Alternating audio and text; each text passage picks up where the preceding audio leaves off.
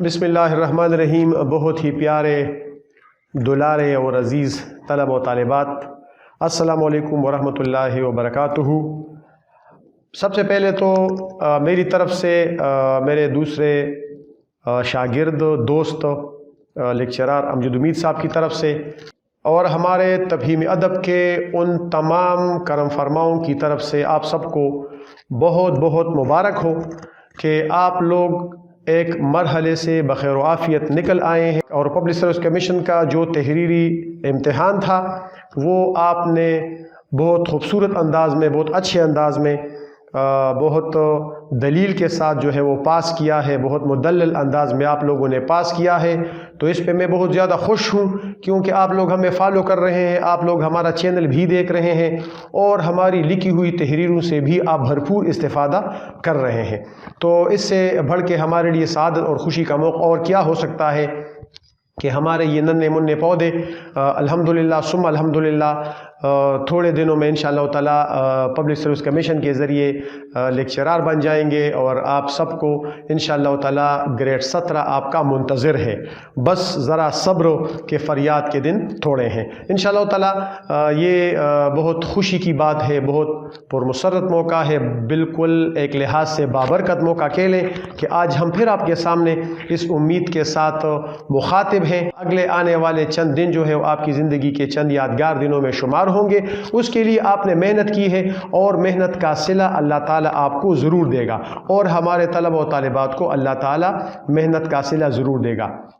آپ کو گھبرانا نہیں چاہیے، نڈر اور بالکل بے خوف طریقے سے آپ کو پبلک سروس کمیشن کی انٹرویو میں جانا چاہیے۔ وہاں ہماری طرح کے لوگ بیٹھے ہوئے ہوں گے، بڑے اچھے لوگ آپ کے منتظر ہیں، وہاں آپ کے اچھے لوگوں سے جو ہے وہ سابقہ پڑے گا، وہ آپ سے وہی پوچھیں گے جو آپ کو آتا ہے۔ اس طرح کے خوف میں اور اس طرح کے کسی یاس میں آپ مبتلا نہ ہوں، کوئی نا امیدی آپ اپنے ساتھ گھر سے لے کے نہ جائیں، اور پورے امید کے ساتھ، پورے استقامت کے ساتھ جو ہے وہ آپ پبلک سروس کمیشن کے دفتر جائیں۔ وہاں جو آپ کے منتظر ہیں، جو آپ کے منتظمین ہیں، انشاءاللہ تعالیٰ وہ بڑے اچھے طریقے سے آپ کو ٹریٹ کریں گے۔ انٹرویو کے لحاظ سے ہم انشاءاللہ کوشش کریں گے کہ ایک پینل سے آپ کا جو ہے واسطہ کرائیں، ایک پینل کے ساتھ جو ہے آپ کا تعارف کرائیں، لیکن انٹرویو کے لحاظ سے دو چار اہم ٹپس جو ہے وہ ہم آپ کو بتاتے چلیں کہ سب سے پہلے تو آپ کو یہ کرنا ہے کہ جو اصطلاحات ہیں، ادبی اصطلاحات ہیں، جتنے بھی ادبی اصناف ہیں، ان تمام کی تعریفیں آپ کو آنی چاہیے، اور ان تمام کا تھوڑا سا ارتقاء جو ہے وہ آپ کو معلوم ہونا چاہیے، پہلی بات۔ دوسری بات یہ ہے کہ آپ کوئی اچھی سی تاریخ بھی پڑھ لیں انٹرویوز کے لیے، جو ادھر ادھر لوگوں نے کتابیں لکھی ہیں، ہمارے بھائیوں نے، بہنوں نے، تو وہ کتابیں بھی آپ کے تھوڑے بہت زیر مطالعہ رہنی چاہیے۔ میں آپ کو یہ بھی بتاتا چلوں کہ جب آپ انٹرویو کے لیے جائیں، سب سے پہلے آپ تھوڑا سا تیاری کر لیں، اپنے آپ کو بالکل حشاش بشاش رکھیں، رات بالکل آپ آرام سے سو جائیں، اور صبح ہلکے پھلکے اللہ تعالیٰ کا نام لے کے آپ اٹھیں، نماز پڑھ کے آپ اپنے گھر سے روانہ ہوں، اور والدین کی دعائیں اور ڈھیروں دعائیں، دوستوں کی، رشتہ داروں کی، اور ہماری دعائیں انشاءاللہ تعالیٰ آپ کی شامل حال رہیں گی۔ جب آپ وہاں پہ پہنچے تو بالکل کوئی گھبراہٹ آپ کے چہرے سے متشرح نہ ہو، آپ کی آنکھوں میں ایک امید ہو سکتا ہے خدا نہ خواستہ کہ اس میں سے آپ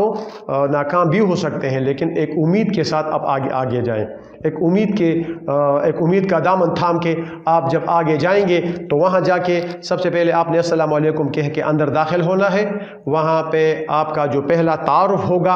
وہ پبلک سروس کمیشن کا جو ممبر ہے یا پبلک سروس کمیشن کا جو چیئرمین ہے، وہ بہت اچھا انسان ہوتا ہے، ان کی کوشش ہوتی ہے کہ آپ کو کامیاب کرائیں، ان کی کوشش ہوتی ہے کہ آپ کو فیسیلیٹیٹ کریں، اور بہت اچھے انداز میں آپ کو جو شعبہ اردو کی طرف سے ممبر آیا ہے یا پھر کالجز کی طرف سے جو ممبر آیا ہے، ہمارے مہربانوں میں سے، ہمارے اساتذہ میں سے ہے، ان کے حوالے کر دے آپ کو، تو وہ آپ کا تعارف پوچھیں گے، تو کم از کم آپ کو اردو میں اور کم از کم آپ کو انگریزی میں اپنا تعارف آنا چاہیے کہ آپ کہاں سے ہیں، آپ کے والد صاحب کا کیا نام ہے، آپ نے کتنا پڑھا ہے، آپ کی اسپیشلٹی کیا ہے،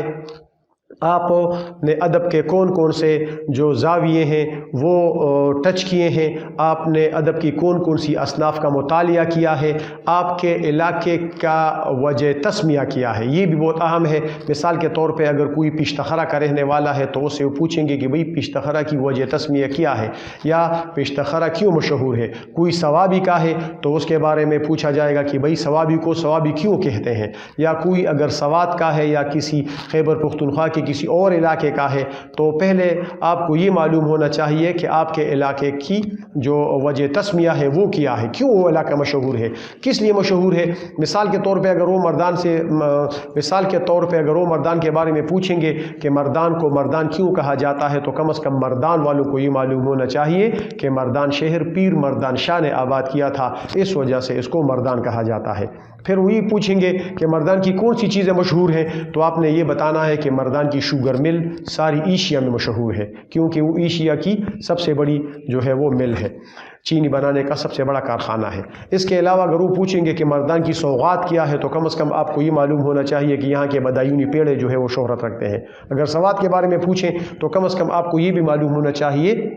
کہ وہاں پہ سلامپور ایک علاقہ ہے، وہاں کی اونی چادریں اور دوسری چیزیں جو ہے وہ مشہور ہیں۔ تو اس طرح اپنے علاقے کی کوئی اسپیشلٹی، بنو والوں کے ہمارے بڑے اچھے دوست ہیں، ان سے اگر وہ پوچھے کہ بھئی تمہارے بنو کی کون سی چیزیں مشہور ہیں، تو بنو کا سوہن حلوہ بھی مشہور ہے، لیکن بنو کا جو وولن مل ہے، وہاں کے جو کارخانے میں بننے والے کپڑے ہیں وہ بھی بڑی شہرت رکھتے ہیں۔ تو اس طرح چارسدے رجڑ کی مٹائی مشہور ہے، وہاں کا جو موٹا چاول ہے وہ بھی مشہور ہے۔ تو اس طرح یہ چیزیں اگر آپ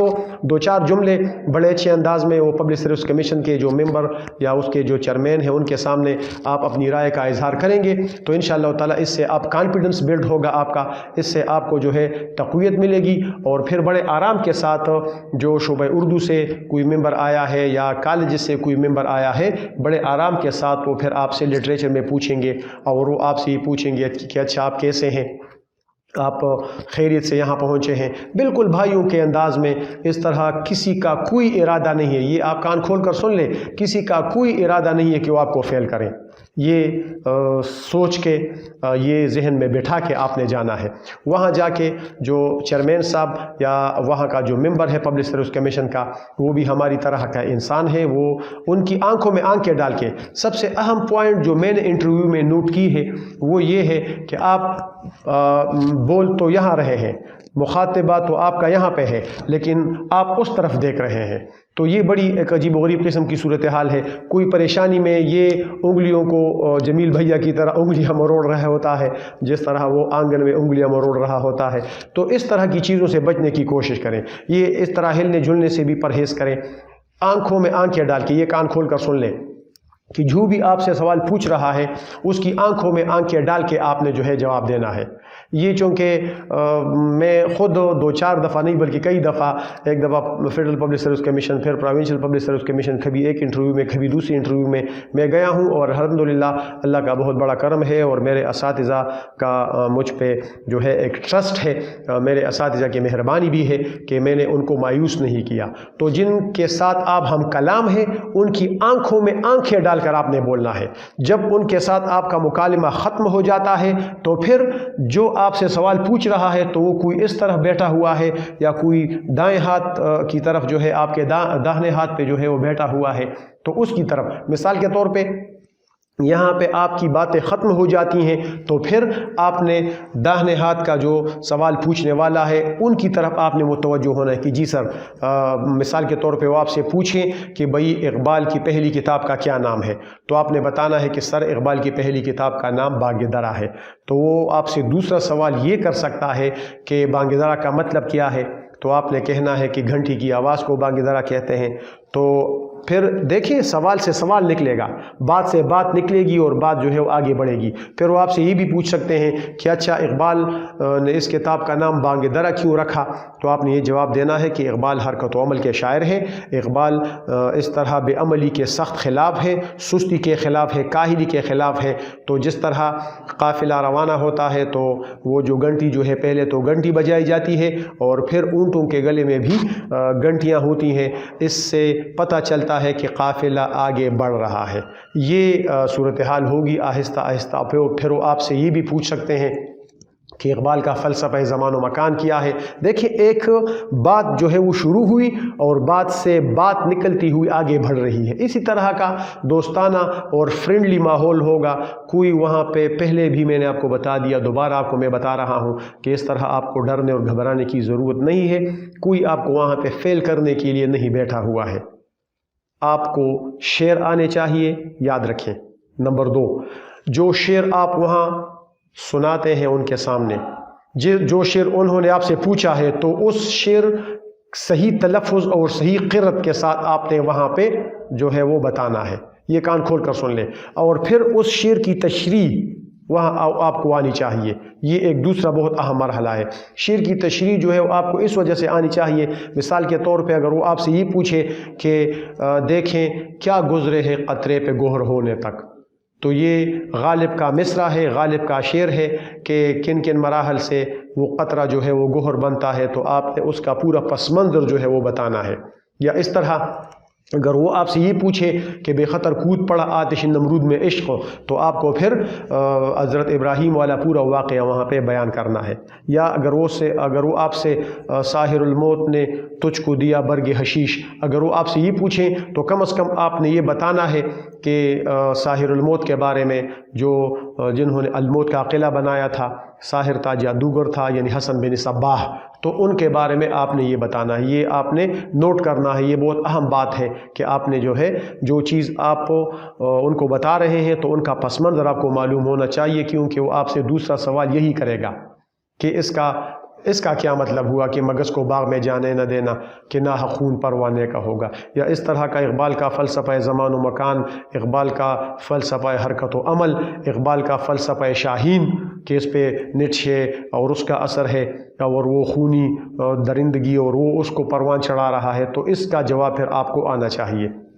وہاں سے جب بات ختم ہوتی ہے تو جو دوسرا ممبر بیٹھا ہوا ہوتا ہے وہ پھر انہی سوالات میں سے آپ نے جو ہے وہ سوال کرے گا، تو پھر آپ نے کائنڈلی ان کی طرف متوجہ ہونا ہے۔ آپ نے ان کی طرف متوجہ ہونا ہے اور ان کی آنکھوں میں آنکھیں ڈال کر آپ نے وہاں پہ اپنے موقف کا اظہار کرنا ہے۔ مثال کے طور پہ اگر وہ آپ سے افسانوں کے بارے میں پوچھے، وہ آپ سے یہ پوچھ سکتا ہے کہ بھئی آپ نے افسانے پڑھے ہیں؟ آپ نے بتانا ہے کہ ہاں میں نے افسانے پڑھے ہیں۔ وہ آپ سے پوچھے گا کہ آپ کے پسندیدہ افسانہ نگار کون سا ہے؟ آپ نے یہ بتانا ہے کہ فرض کرے میرا پسندیدہ افسانہ نگار جو ہے وہ احمد ندیم قاسمی ہے، تو وہ پھر آپ سے یہ پوچھے گا کہ احمد ندیم قاسمی کے افسانے آپ کو کیوں پسند ہے؟ دیکھیں پسندیدگی کی وجہ بھی آپ کو معلوم ہونی چاہیے۔ اگر وجہ آپ کو معلوم نہیں ہے تو پھر وہ یہ کہے گا کہ اس نے تو ویسے ہی کہہ دیا ہے کہ میرے پسندیدہ افسانہ نگار احمد ندیم قاسمی ہے۔ تو وجہ یہ ہونی چاہیے کہ اس میں آپ یہ کہیں گے کہ احمد ندیم قاسمی نے بہترین انداز میں دیہات کی عکاسی کی ہے، نمبر 1۔ نمبر 2 یہ ہے کہ احمد ندیم قاسمی کے ہاں انسان دوستی ہے، جو ان کی شاعری میں بھی اور ان کے افسانوں میں بھی نمایاں ہے۔ تیسری جو مجھے سب سے اچھی بات لگی ہے وہ احمد ندیم قاسمی کے افسانوں میں نثر میں تشبیہات ہیں۔ نثر میں تشبیہات جو بالکل 2-2 3-3 لائنوں میں بعد 2-2 3-3 سطروں بعد ایک میں دیکھیں، مثال کے طور پہ گھر سے گھر تک احمد ندیم قاسمی کا ایک افسانہ ہے۔ گھر سے گھر تک میں وہ کہتے ہیں کہ وہ اتنی لمبی کار میں آئے تھے کہ اگر ہوائی اڈے پر کھلے دروازوں کے ساتھ کھڑی ہوتی تو لوگ اسے طیارہ سمجھ بیٹھتے۔ تو دیکھیں ایک کار کو طیارہ سے تشبیہ دینا۔ یا وہ کہتے ہیں کہ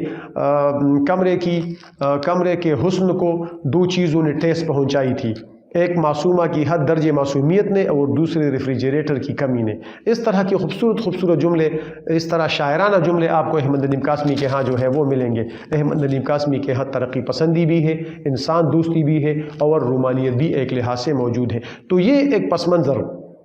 آپ کو معلوم ہونا چاہیے۔ اس طرح اگر آپ منٹو کے بارے میں بتاتے ہیں، اسی طرح اگر آپ کرشن چندر کے بارے میں بتاتے ہیں، ہر انسان کا اپنا اپنا ٹیسٹ ہوتا ہے۔ اپنے ٹیسٹ کے مطابق جو وہ آپ سے پوچھے گا تو کم از کم آپ کو ان کے پھر صحیح سوالات کے جوابات دینے ہیں۔ مثال کے طور پہ کسی کو انشائیہ پسند ہے، کسی کو خاکہ پسند ہے، تو اگر آپ سے وہ پوچھے کہ بھئی خاکے کی تعریف کریں تو پھر آپ کو خاکے کی تعریف جو ہے وہ آنی چاہیے۔ اگر وہ آپ سے پوچھے کہ اچھا آپ نے انشائیے پڑھے ہیں، تو آپ نے کہنا ہے کہ ہاں میں نے انشائیے پڑھے ہیں۔ کون کون سے انشائیے آپ نے پڑھے ہیں؟ میں نے ڈاکٹر وزیر اعلیٰ کے انشائیے پڑھے ہیں۔ کون کون سے؟ مثلاً وہ یہی کہہ گیا مثلاً، تو آپ نے کہا کہ چند روز رولر کے ساتھ، یا پھر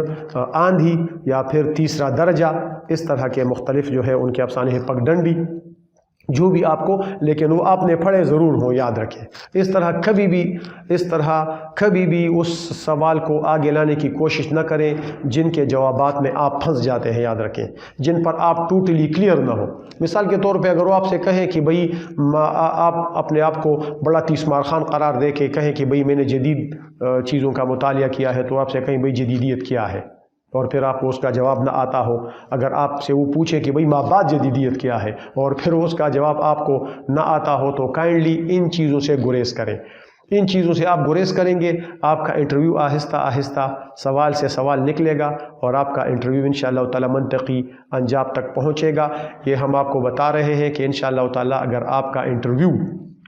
20 منٹ تک پہنچ گیا، 20 منٹ سے تھوڑا سا آگے ہو گیا، تو پبلک سروس کمیشن والے بڑے اچھے لوگ ہیں، بار بار میں یہ کہہ رہا ہوں، وہ آپ کو پھر ضرور منتخب کریں گے۔ اس طرح کے اس میں پھر آپ انشاءاللہ ضرور آئیں گے۔ پوسٹیں بھی بہت زیادہ ہیں، آپ کے حوصلے بھی بڑے بلند ہیں، انشاءاللہ تعالی عزم اور حوصلے سے کام لیں۔ ابھی سب سے بڑی کنفیوژن یہ بھی ہے کہ ہم کس مقید کس کو رکھوں اور کسے آزاد کر ڈالوں، کہ کس کتاب کا ہم مطالعہ کریں اور کس کتاب سے ہم پہلو تہی کریں، تاکہ وقت جو ہے وہ ہمارا صحیح طریقے سے یوٹیلائز ہو۔ دیکھیں، جو مطالعہ آپ نے پہلے کیا ہے اسی کو دہرانے کی کوشش کریں، اس طرح کی چیزوں میں نہ پڑیں، اپنے آپ کو کنفیوز کرنے کی کوشش نہ کریں کہ اگر کوئی آپ سے کہے کہ بھئی آپ نے ارشد صدیقی کو پڑھا ہے، اور آپ جو ہے سر پیٹ کے رہ جائیں کہ نہیں یار ارشد صدیقی کا تو نام میں نے پہلی دفعہ سنا ہے۔ اگر کوئی آپ سے یہ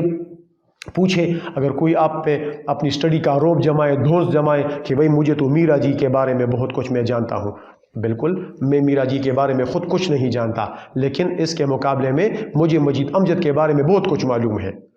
میں کرشن چندر کے بارے میں کچھ بھی نہیں جانتا، لیکن اس کے باوجود مجھے پریم چند کے ایک افسانے کا مرکزی خیال اور ان کے کردار معلوم ہے۔ دیکھیں، ہر انسان کی اپنی اپنی فیلڈ ہوتی ہے۔ مثال کے طور پہ میرا فیلڈ جو ہے شاعری ہے، میرا فیلڈ شاعری ہے، تو شاعری میں اگر مجھے نور میم راشد کے بارے میں اگر کوئی پوچھے گا، مجھ سے کوئی نور میم راشد کے بارے میں سوال کرے گا، تو بالکل کرے، سرسری طور پہ میں نور میم راشد کے بارے میں بہت جانتا ہوں۔ لیکن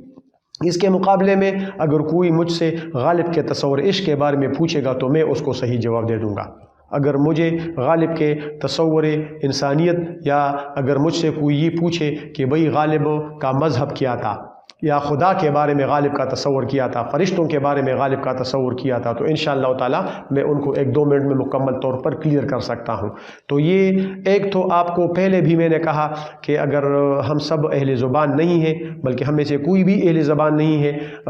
جس طرح ہم اردو بول رہے ہیں اس کے بارے میں ہم سوچ رہے ہیں، تو 2-4 دنوں تک جتنے بھی آپ کے پاس دن ہیں، جتنا بھی آپ کے پاس ٹائم ہے، تو اردو بولنے کی کوشش کریں۔ گھر میں پڑوسیوں کے ساتھ، دوستوں کے ساتھ، اسکول میں جہاں پہ آپ پڑھاتے ہیں، کالجز میں جہاں پہ آپ پڑھاتے ہیں، ہمارا سب سے بڑا المیہ یہ ہے کہ ہمیں اردو آتی نہیں ہے۔ اردو میں دیکھیں، ہم اردو میں اپنا تعارف نہیں کرا سکتے۔ جب ہم اردو میں اپنا تعارف نہیں کرا سکتے، تو پبلک سروس کمیشن والے پھر کہیں گے کہ یہ کالج میں جا کے 40-50 لوگوں کے سامنے کھڑے ہو کے اردو کیسے پڑھائیں گے؟ یہ بہت اہم سوال ہے۔ ایک شعر کی قرت آپ درست طور پر نہیں کر سکتے۔ مدت ہوئی ہے یار کو مہماں کیے ہوئے، جوش قدا سے بزم چراغاں کیے ہوئے، دل پھر طواف کوئے ملامت کو جائے ہے، پندار کا صنم قدا ویراں کیے ہوئے، پھر جی میں ہے کہ در پہ کسی کے پڑے رہیں، سر زیر بار منت درباں کیے ہوئے۔ دیکھیں، ان میں سے تراکیب ہیں، اگر آپ اس میں اٹک رہے ہیں بلکہ لٹک رہے ہیں، تو پھر پبلک سروس کمیشن والے ضرور کہیں گے کہ اس کو تو خود کچھ نہیں آتا۔ جب آپ کو خود کچھ نہیں آتا، خدا نخواستہ، تو پھر آپ دوسروں کو کیسے پڑھا سکتے ہیں؟ یہ بہت اہم سوال ہے۔ تو شعر کی قرت کے ساتھ ساتھ نثر کی قرت، اور جو زبان آپ بول رہے ہیں کم از کم وہ ٹھیک ہونی چاہیے، وہ بڑی حد تک یاد رکھیں، وہ بڑی حد تک غلطیوں سے پاک ہونی چاہیے۔ غلطیاں ہوں گی اس میں جو آپ سے مخاطب ہوں، تو میرا لہجہ بھی اردو بولنے والوں جیسا نہیں ہے، لیکن میں کوشش کر رہا ہوں، I am trying my best, میں کوشش کر رہا ہوں کہ آپ کے سامنے درست اردو میں اپنا مافی الضمیر اور اپنا موقف جو ہے وہ پیش کر سکوں۔ تو اتنا کچھ آپ کو ضرور آنا چاہیے، آپ کا اپنا تعارف، آپ کا اپنا حوصلہ، اردو بولتے وقت ٹرانسلیشن میتھڈ سے اپنے آپ کو بچا کے رکھیں۔ یاد رکھیں کہ جب آپ اردو بول رہے ہوں تو اس وقت آپ اردو میں سوچ بھی رہے ہوں، یاد رکھیں۔ اگر آپ اردو بول رہے ہیں اور آپ یہاں پہ پشتو ہے، چترالی ہے یا ہندکو ہے یا جو بھی اس طرح کی دوسری زبان ہے، اور آپ یہاں سے ٹرانسلیٹ کر کے یہاں سے آپ کی اردو نکل رہی ہے، تو پھر اس میں مذکر مؤنث والا مسئلہ ضرور پیدا ہوگا۔ تو یہ بھی ایک ٹپ ہے کہ کم از کم آپ کو اس طرح اپنا نقطۂ نظر جو ہے وہ اردو بولتے ہوئے پیش کرنا ہے وہاں پبلک سروس کمیشن میں۔ یہ آپ کے لیے انتہائی ضروری ہے۔ خدا نخواستہ اگر آپ کو اتنا کچھ بھی نہیں آتا، اگر آپ کو اتنی اردو بھی نہیں آتی، تو پھر وہ کیسے آپ کی سلیکشن کر سکتے ہیں؟ یہ اردو بولنے کا جو مسئلہ ہے، شعوری طور پر اپنے آپ سے نکالنے کی کوشش کریں۔ فے اور پے کا جو فرق ہے اس پہ بھی آپ کوشش کریں انشاءاللہ تعالی۔ ہم نے بھی اردو پڑھ پڑھ کے سن کے سیکھی ہے۔ تو آپ دیکھیں، BBC کو سنیں، آپ ARY کو سنیں، مختلف قسم کے چینل ہیں، اور ابھی تو آپ کے انگلیوں کے پوروں پہ ساری چیزیں دستیاب ہیں۔ اس سے نہ صرف آپ کی اردو میں شستگی و برجستگی آئے گی کہ وہاں جن کے سامنے آپ اردو بول رہے ہیں، جن کو آپ سنا رہے ہیں، ان پہ بھی ایک خوشگوار اثر پڑے گا۔ تو اس طرح یہ چیزیں آہستہ آہستہ آپ کے پلے پڑے گی۔ آپ اپنے سننے والوں کو بھی مطمئن کر سکیں گے، اور جب آپ نے ان کو مطمئن کر دیا تو پھر جس روز دل کا رمز ڈھیر ساری دعائیں آپ کے ساتھ ہے، جس روز آپ کا دل کا رمز انشاءاللہ تعالی سمجھ گیا، ایک اور ویڈیو کے ساتھ تمام آپ کے سامنے ہوں گے۔ آپ ہمارے طبیب ادب کے چینل کو پسند کرتے ہیں، آپ ہمارے طبیب ادب چینل کو سبسکرائب کر رہے ہیں اور ہمارے ساتھ ساتھ رہتے ہیں انشاءاللہ تعالی۔ جس طرح کہنے کی مشق کے ٹیسٹ جو ہم نے ویڈیو بنائی تھی ان میں ان کو دوبارہ آپ پڑھ لیں، ان کو دوبارہ آپ کمپوز کر لیں، ان کو دوبارہ آپ اپنے ذہن میں ارینج کر لیں انشاءاللہ تعالی، اور وہاں مطمئن ہو کے جائیں، اور پبلک سروس کمیشن والوں کی آنکھوں میں آنکھیں ڈال کر بات کریں گے تو پھر آپ کے لیے کوئی مسئلہ نہیں ہوگا۔ جو میری گفتگو ہے اس کا میں تھوڑا سا خلاصہ آپ کے سامنے رکھنا چاہتا ہوں۔ دیکھیں، آپ نے ویل ڈریس ہو کے جانا ہے۔ اگر کسی کی داڑھی ہے تو بالکل ٹھیک ہے، کوئی مسئلہ نہیں ہے کہ وہاں کلین شیو والوں کو لیتے ہیں اور داڑھی والوں کو نہیں لیتے، لیکن وہاں وہ آپ کی ڈیلیوری کو دیکھتے ہیں، وہاں وہ آپ کے چہرے کے حرکات و سکنات کو دیکھتے ہیں، وہاں وہ آپ کے دل کی دھڑکنوں کو دیکھتے ہیں کہ وہاں آ کے اگر کوئی اس طرح ہل رہا ہے میری طرح، ہماری بھی اس طرح کی کیفیت رہی ہے، یہ کوئی ہم تیس مار خان نہیں ہے، لیکن چونکہ ہم بار بار یہ بازی لگا چکے ہیں تو ہمیں اب تجربہ ہو گیا ہے۔ ٹھیک ہے یا رب، غم عشق کیا بلا ہے، ہر شخص کا تجربہ جدا ہے، تو جدا جدا طریقے سے آپ لوگوں نے وہاں پہ جانا ہے، ویل ڈریس ہو کے جانا ہے، مطمئن ہو کے جانا ہے، آرام سے بیٹھنا ہے۔ اس طرح نہیں ہے کہ یہاں پہ کوئی اس طرح جو ہے وہ میز کو دیکھ رہا ہے اور اس طرح جو ہے اس پہ انگلیاں، کوئی یہاں پہ کتاب کو دیکھ رہا ہے، کوئی وہاں پہ بلب کو دیکھ رہا ہے، کوئی وہاں پہ پنکھے کو دیکھ رہا ہے، کوئی وہاں چپکلی جا رہی ہے اس کو دیکھ رہا ہے، کوئی میخ کو دیکھ رہا ہے۔ یہ بڑی کیا کوفت والی صورتحال ہوتی ہے۔ اس سے بڑی جو ہے وہ بیزاری سی پھیل جاتی ہے وہاں پہ جو ممبر ہیں یا جو دوسرے لوگ آئے ہوئے ہیں ان پر۔ تو کم از کم میں نے پہلے بھی بتا دیا کہ آپ نے مطمئن ہو کے جانا ہے، ویل ڈریس ہو کے جانا ہے، سکون اور آرام کے ساتھ بیٹھنا ہے۔ دیکھیں، آپ یہ تہیا کر کے جائیں کہ آپ نے پڑھا ہے، آپ نے محنت کی ہے، تو انشاءاللہ تعالی اللہ تعالی آپ کے ساتھ ہے۔ یہ بالکل اس طرح وہ نہ ہو کہ بھئی، اور خدا نہ خواستہ اگر آپ نہیں بھی ہوئے تو مجھے اپنی میڈم کی وہ بات یاد آ جاتی ہے کہ جب میں ایک دو دفعہ پبلک سروس کمیشن میں مارجن سے رہ گیا، اس طرح رہ گیا تھا میں کہ 18 یا 19 اسکیل کے لیے جو 2 پوسٹیں تھیں تو میں تیسرے نمبر پہ آیا، تو میری میڈم نے جو مجھے ماں جیسی ہے، میری ماں جیسی ہے، اس سے میں نے گلہ کیا کہ آخر میرے ساتھ یہ بیڈ لک کیوں ہو جاتا ہے۔ اس نے کہا کہ بیٹا آپ دل برا نہ کریں، اللہ تعالی نے اس سے بہتر آپ کے لیے رکھا ہے۔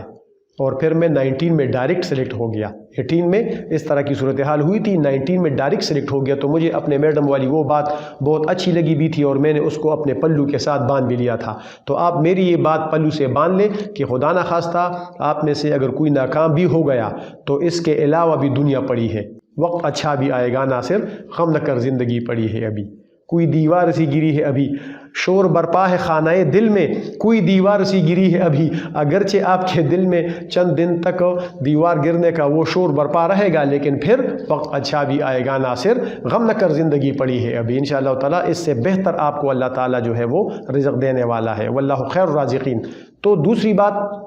وہاں پہنچ کے ہر ممبر کی آنکھوں میں آنکھیں ڈال کے مطمئن ہو کے، اور پہلے سے جو تیاری ہے وہ ہے شعر کی قرت کی تیاری، وہ ہے جو اردو آپ بول رہے ہیں صحیح الفاظ کے ساتھ آہستہ آہستہ، یہ دیکھیں میں تو ذرا جلدی جلدی بول رہا ہوں نا، آہستہ آہستہ سٹیپ بائی سٹیپ آپ اردو بولنے کی کوشش کریں، کیونکہ کوئی جلدی وہاں نہیں ہوتی،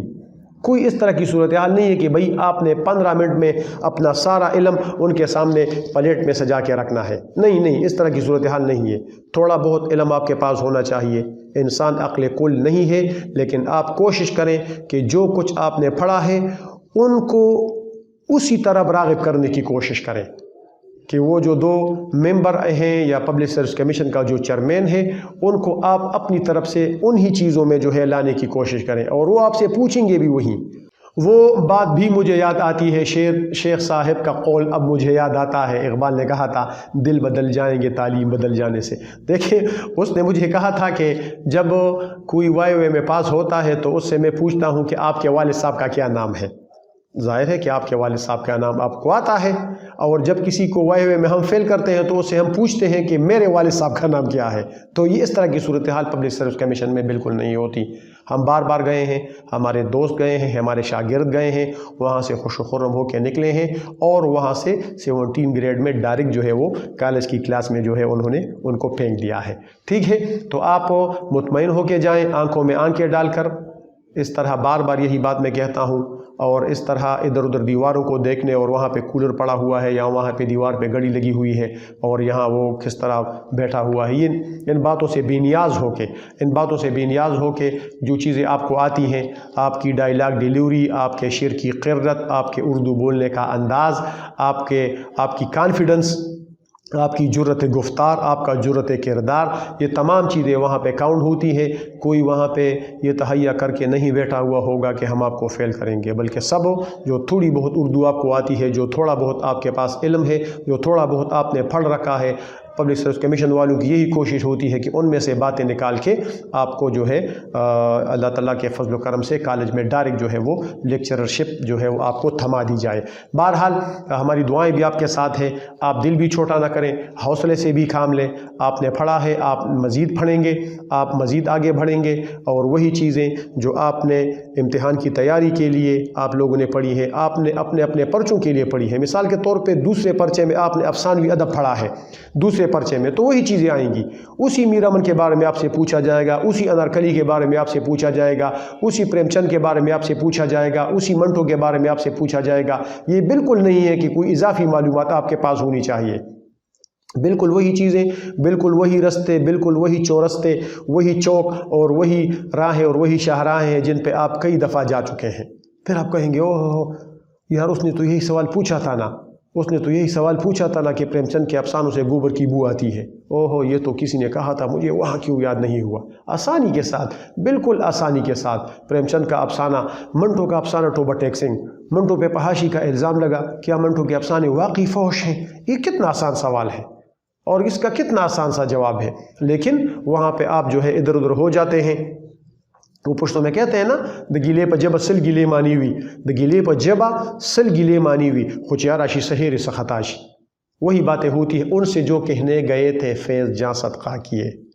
ان سے جو کہنے گئے تھے فیض جاں صدقہ کیے، ان کہی ہی رہ گئی وہ بات 100 باتوں کے بعد۔ تو انشاءاللہ تعالیٰ آپ اس ان کہی کو کہی کر دیں، ان کے سامنے آپ بالکل بولیں، ان کے سامنے آپ جرت کے ساتھ بولیں، پھر آرام سے اٹھیں اور سب کا شکریہ ادا کرتے ہوئے کہ سر انشاءاللہ تعالیٰ تھینک یو ویری مچ، آپ سب کا بہت بہت شکریہ، آرام سے اٹھیں اور پھر آرام سے جو ہے وہ نکلے۔ کوئی گھبراہٹ، کوئی لغزش آپ کے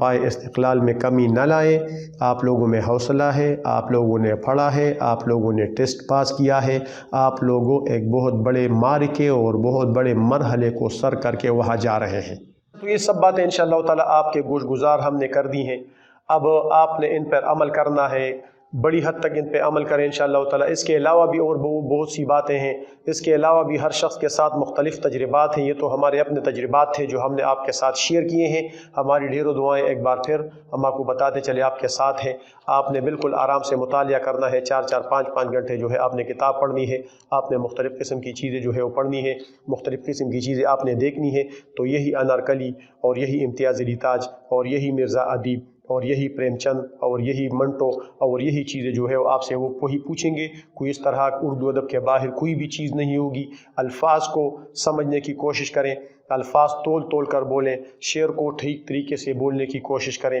اور جو نثری فن پارے آپ کے سامنے ہے، آپ نے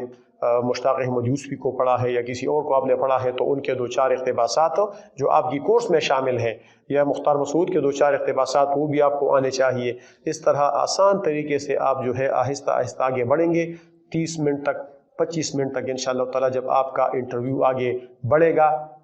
30-40 منٹ تک آپ کا انٹرویو ختم ہوگا، تو انشاءاللہ تعالیٰ یہ میں آپ کو لکھ کے دیتا ہوں، یہ میں آپ کو گارنٹی دیتا ہوں، اور ابھی سے آپ کو مبارکباد بھی دیتا ہوں. آپ میں حوصلہ ہے، آپ میں ٹیلنٹ ہے، آپ نے گھبرانا نہیں ہے، آپ نے پڑھا ہے. بس انشاءاللہ تعالیٰ اللہ آپ سب کا حامی و ناصر ہو. ڈھیر ساری دعائیں آپ کے ساتھ ہیں، اس امید کے ساتھ کہ آپ ہمارے چینل کے ساتھ رہیں گے، آپ ہمارے ساتھ رہیں گے. میرے اور امجد امید صاحب کے لیے سب سے بڑھ کے آپ کی جو دعائیں ہیں، آپ جب ہاتھ اٹھاتے ہیں اور ہمیں دعاؤں میں یاد رکھتے ہیں، تو یہی دعائیں ہمارا حوصلہ بڑھاتی ہیں، یہی دعائیں ہمارا مان بڑھاتی ہیں، یہی دعائیں ہمیں جو ہے وہ نئے ویڈیوز اپلوڈ کرنے اور نئے آئیڈیاز کے ذریعے آپ کی ذہنی و فکری اور آپ کی تعلیمی و ادبی آبیاری کرنے کا حوصلہ فراہم کرتی ہے. اللہ آپ سب کو اپنے حفظ و امان میں رکھے اور کامیابیاں آپ کا مقدر ہوں. اللہ کرے قدم قدم پہ ہمیشہ ملے خوشی تم کو، قدم قدم پہ ہمیشہ ملے خوشی تم کو، اندھیری راہ میں مل جائے روشنی تم کو. میری دعا ہے خدا سے کہ کاش لگ جائے، میری دعا ہے خدا سے کہ کاش لگ جائے میرے حیات کے لمحوں کی زندگی تم کو. السلام علیکم.